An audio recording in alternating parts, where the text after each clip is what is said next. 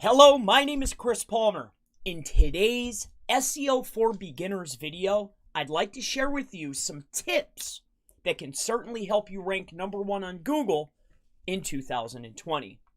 More so, I would like to cover 8 tips that I've talked about in the past that have been confirmed because we went ahead and we asked the questions to be answered by no other than themselves.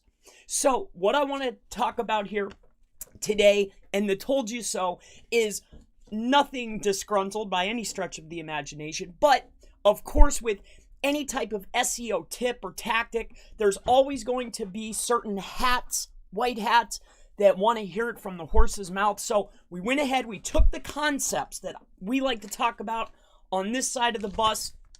I wrote them down. The questions were answered in this live chat, and also as a bonus, some questions were answered of things that I've talked about in the past that people questioned me on that he threw in there just for fun.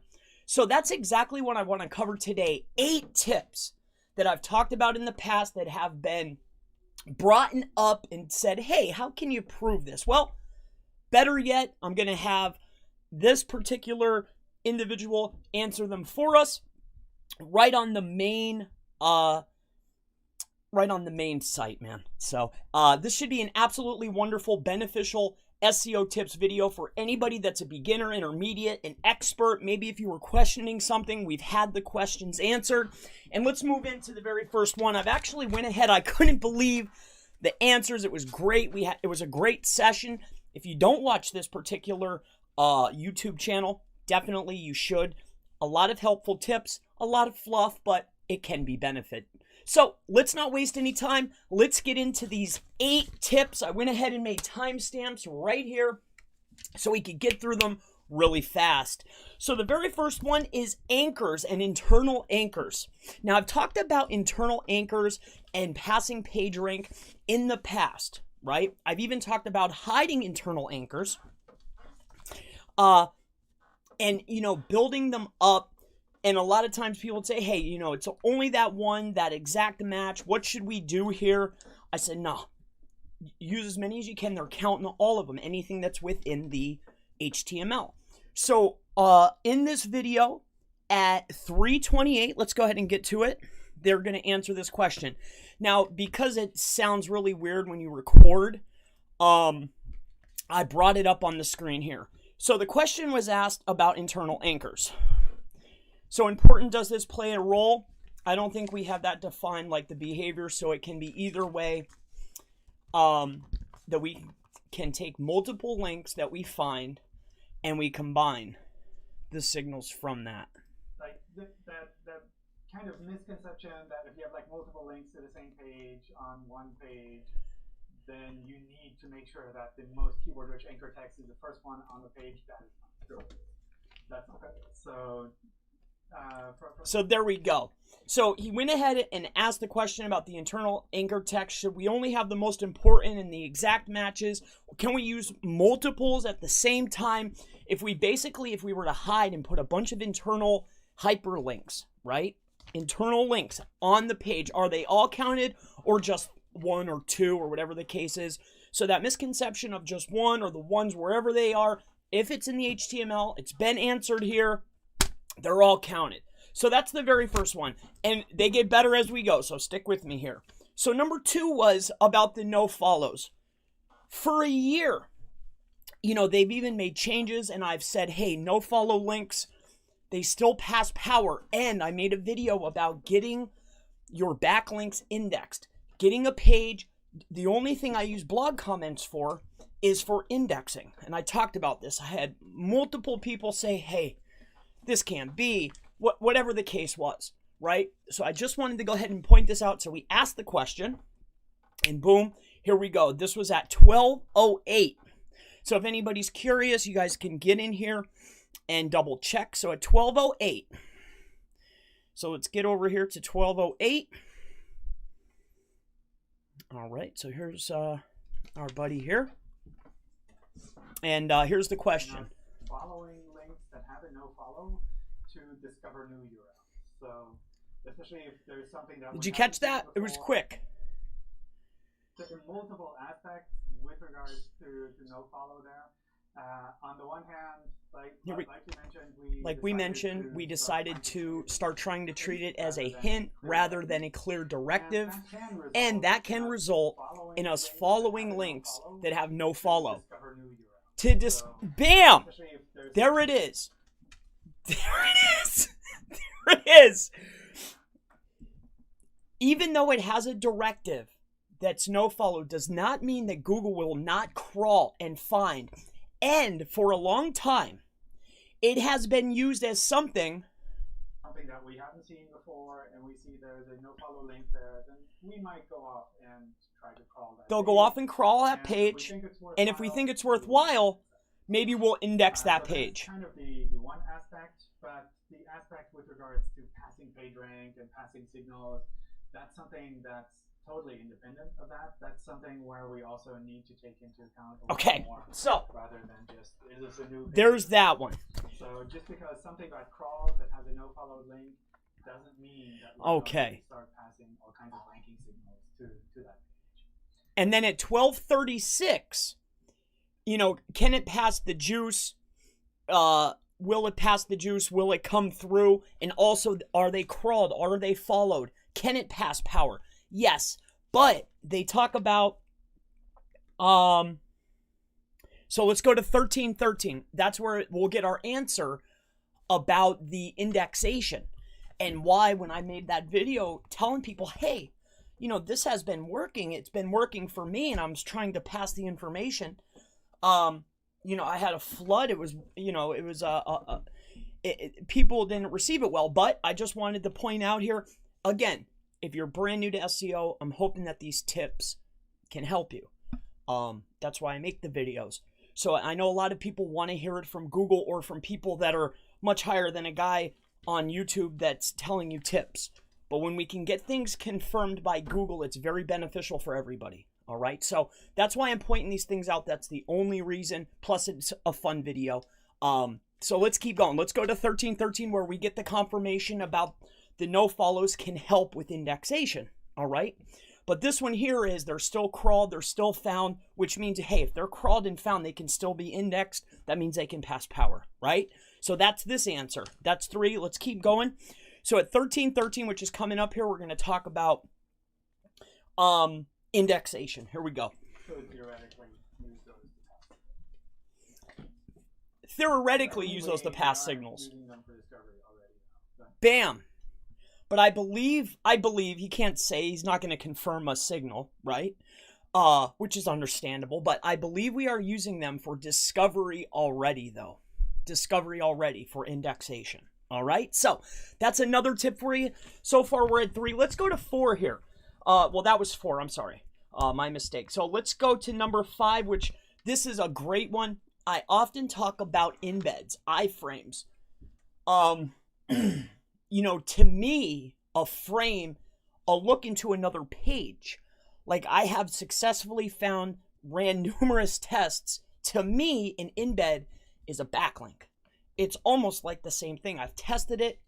Anybody that's within any type of training that I've done before for stacking properties, I talk about this extensively.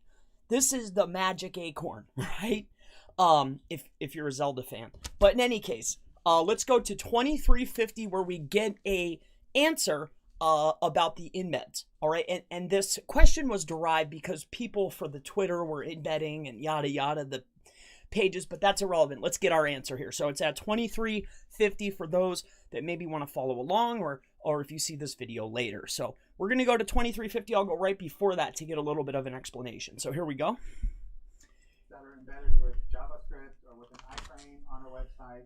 It is possible for us to say that this part of the content could be seen as a part of that page. What's that? This part of their content could be seen as part of that page, but he's not done yet. Let's keep going here. And it is possible that we will pick up links in tweets like and these are just little tiny tidbits, but we only need tidbits to confirm what we already have known and tested. But when we can get confirmation from a higher up, on things that generally contradict what you'll generally hear when you're reading and learning about SEO. You would never think, oh, and people would brush it off. But here it is here. It's being confirmed, my friends. All right, so let's keep going here. It's possible that we could pick up links in tweets like this, but we're talking about an embed of a tweet, but that's irrelevant. We need to think about it as backlinks, right? Can they be picked up through a frame? The answer is yes, which we already knew, but I wanted to make a video about it. So let's listen to the rest of the answer here. That's it. My understanding is that Twitter pretty much uses no follow links everywhere. So Okay, well he already answered our question. I thought he was going to go in more depth, but that was it right there. It was that piece. So just for the confirmation, 2350 was the confirmation. So let me get up on there just to make sure that we have it. I don't know how these... in general, when we see things that are embedded with JavaScript or iframes on our website, it is possible for us to say that this part of the content could be seen as a part of that page. And it is possible that we will pick up links in tweets like that. Bam. Okay, so there's the answer. The embeds, it has, I mean, we can't say, without any shadow of a doubt that this has been confirmed, but, from the vague response, which of course media speak is going to be this way, I think that confirms it. So let's go down to 6, where we talked about speed. Now, they made a Mythbusters, not, just a couple days ago, where they talked about this, but often for me, it's always been when I make videos and I try to, teach a beginner, or I'm just trying to showcase talent and give information so you don't have to make the mistakes that I did. I've wasted tons of time making mistakes and trying things that didn't work, right? So the realization that I came and I make videos about are see what the SERP is rewarding, right? Check Google, take a look. If your site speed is matching what is being rewarded and or just a little bit faster, I know people talk about 1 second, 1.5, but if all the other sites are fully loaded at 5 seconds, if I come in with a 4.8, I'm still equal to what's being rewarded for that SERP. It's a SERP by SERP basis. Google ranks pages, not websites. It's irrelevant. Does that page match the criteria for what Google's rewarding? Yes or no? And that's the point we need to get to. So I hear a lot of people talk about, get it to 1 second, 1.5. This is irrelevant. Match the SERP and then move forward. So let's get that confirmation. I know they did a Mythbuster, but I wanted to add this in here. This wasn't one of the questions that I asked or anybody in my group asked, but this was something that was important that I thought I would add to the video to make a better video, to be as helpful as possible is the objective here. All right, so let's go to that one. And that was number 6, which is speed. At 2931, we'll get a confirmation. So 2931, let's go over there. 2931. All right. All right, so we do use speed, which we understand that. They came out with that. But Speed as a ranking factor, but it's a fairly small factor. Bam. There's the answer I was looking for. We do use speed as a ranking factor, but it's a small factor, which has been confirmed a few times, but I wanted to add this to the video again. This is for beginners. All right, guys and gals. All right, so that's 6. That's speed. Now 7. When we're talking about, let's get to it. So 4448, we're talking about duplicate content. Now, a lot of videos that I make will revolve around local SEO, local businesses, citations I talk about, and primarily it's been debated with me before and in the past about,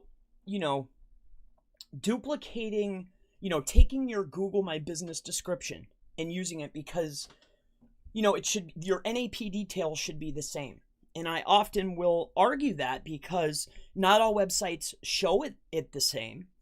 Not all, the roads might be different, suite or floor or what, there's different variants. So this idea of it has to be 100% duplicated is kind of wishy-washy in a way, right? So that's one piece of it. And then they talk about the duplication.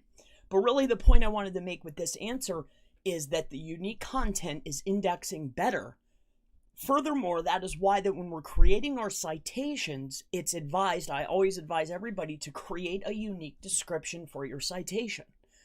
So let's, and he's going to give us two answers here, but I wrote duplicate or for citation, which the main point was for the citations for the local SEO guys. All right. So let's get over there to that, and we'll go to 4448 and we'll get that answer quick. If anybody is here that's beginner, or if you have any questions, feel free to ask them at the end of this video. I'll be happy to answer any questions that you might have. I always like, when I do videos, I don't like to do straight AMAs. I like to provide value. That way I can break up the AMA section and make another video. All right, so 4448, let's get to that quick. 4448. So we'll go right a little bit before that. So here we go. Practical for all websites to not have any duplicate content at all. Okay, so that was one piece of it. It's impractical for any website. So that's about the unique content where everybody has to have unique. It's impractical for all websites to have unique content, right? To have duplicate content. Sorry, that's the words that he used. It's essentially normal part of the web. It's duplicated content is essentially a normal part of the web. So that's part one of this two-part answer of where it makes sense, right? So, but he's getting into the second part about the citations here. He's not going to say citations, but this is how I'm going to interpret it because it makes the most sense for the type of things that I'm teaching and I've been questioned on. Okay, so. So because it's such a common thing on the web, using the rel canonical, using proper canonicalization, just makes it a lot easier for us to focus on the good parts of the website. So reducing the duplicate content on your site is good. Using rel canonical is also good. Wow, lots of questions left. Let me just double check. Oh, it's essentially normal part of the web. So because it's such a common thing on the web, using the rel canonical, using proper canonicalization. I didn't mark the last piece. It's in here though. Definitely check out this video. All right. He talks about, I just put the point 8. I didn't read. I thought it was the next section, but it wasn't. But where we're talking about the unique and how it would apply to citations. My mistake, but watch the video. It's in there. It's right towards the end. And this is an excellent, excellent video where we got 8 different tips confirmed. And I thought that it would be beneficial to share this. I love watching these. So if you've never seen these before, you have no idea